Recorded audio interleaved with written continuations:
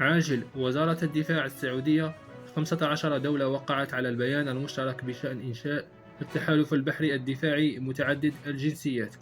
استضافت السعودية الخميس اجتماعًا دوليًا لمناقشة مبادرتها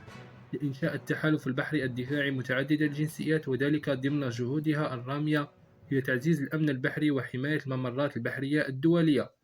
والتصدي للتهديدات التي تستهدف الملاحة البحرية والتجارة العالمية. وشهد الاجتماع مشاركة واسعة لرؤساء الأركان وممثليهم من 43 دولة ومندوبية الاتحاد الأوروبي لدى السعودية،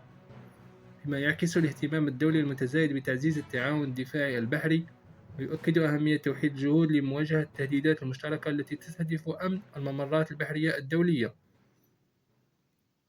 ضمن نطاق المسؤولية المحددة لهذا التحالف الدفاعي.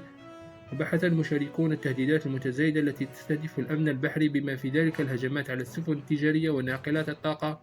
والبنية التحتية البحرية، وما تشكله من مخاطر على سلامة الملاحة البحرية واستقرار سلاسل الإمداد العالمية والاقتصاد الدولي، مؤكدين أهمية تعزيز التعاون الدفاعي متعدد الأطراف لمواجهة هذه التهديدات وردعها والحفاظ على أمن الممرات البحرية الدولية.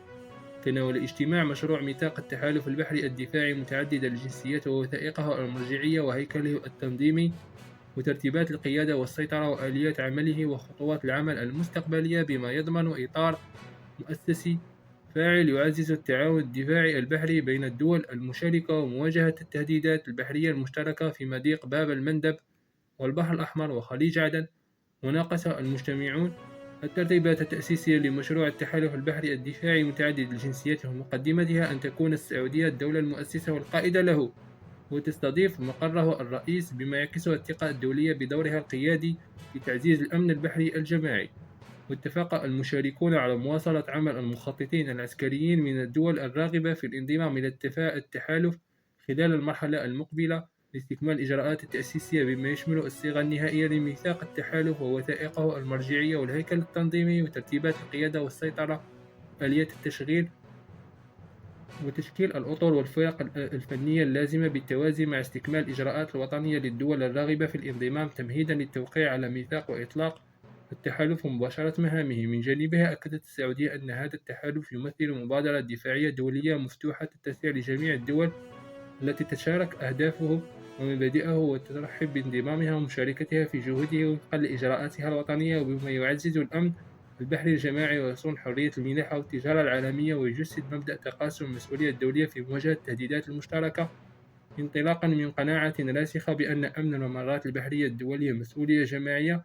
تتطلب شراكة دولية فاعلة ومستدامة. إلى ذلك أصدرت 14 دولة بيانا مشتركا أكدت فيه دعمها لمشروع التحالف ورحبت بما تحقق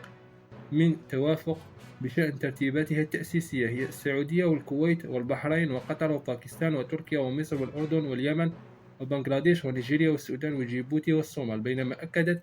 دول أخرى دعمها للمبادرة وهي في طور استكمال إجراءاتها وموافقتها الوطنية الداخلية اللازمة للانضمام إلى البيان المشترك. واختتم الاجتماع بالتأكيد على العزم المشترك للمضي قدما في استكمال الإجراءات التأسيسية لإنشاء التحالف، بما يعزز القدرة الجماعية على مواجهة وردع التهديدات التي تستهدف الأمن البحري ويحمي الممرات البحرية الدولية ويحمي حرية الملاحة والتجارة العالمية ويعزز الأمن والاستقرار الإقليمي والدولي.